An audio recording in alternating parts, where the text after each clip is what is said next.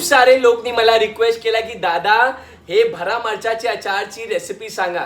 तर आज माझी आई तुम्ही सगळ्यांना हा अचारचे लोणचेचे रेसिपी सांगणार. तर सबसे पहिला बाजार से हा मिरची आणायचे आणि ह्याला पुसून धूप मध्ये 2 दिवस सुखायचे. कडक धूप लागला तर 1 दिवस पण काफी आहे. नंतर हे मिरची असे दिसणार तुम्हाला थोडासा सुखे सुखे. नंतर आपल्याला हा मसाला तयार करायचे. हा मसाला सबसे इम्पॉर्टंट आहे.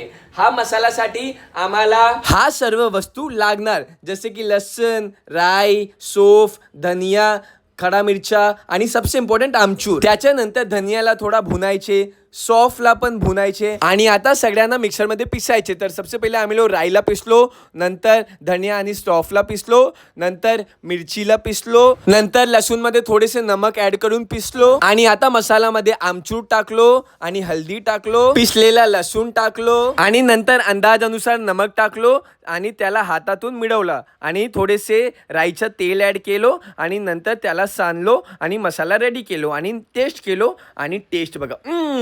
आता 1 दिवस सुकलेल्या मिरचीला असे तोडायचे, त्याचे अंदरचे माल असे खाली करायचे मसाल्यामध्ये आणि हे जे डंडी माझी आई यूज करते ना हे कुल्फीचे डंडी आहे. ते असे खाली खाली होणार आणि त्याच्यामध्ये असे मसाला टाकायचे आणि डंडीचे असे असे भरवायचे.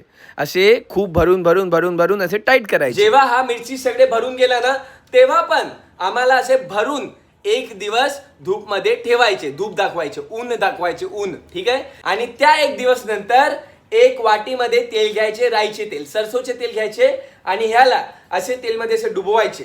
पूर्ण मिरची असे डुबवायचे आणि असे फिर काढायचे आणि असे भरणीमध्ये ठेवायचे. ओके. असे डुबवायचे, काढायचे, ठेवायचे.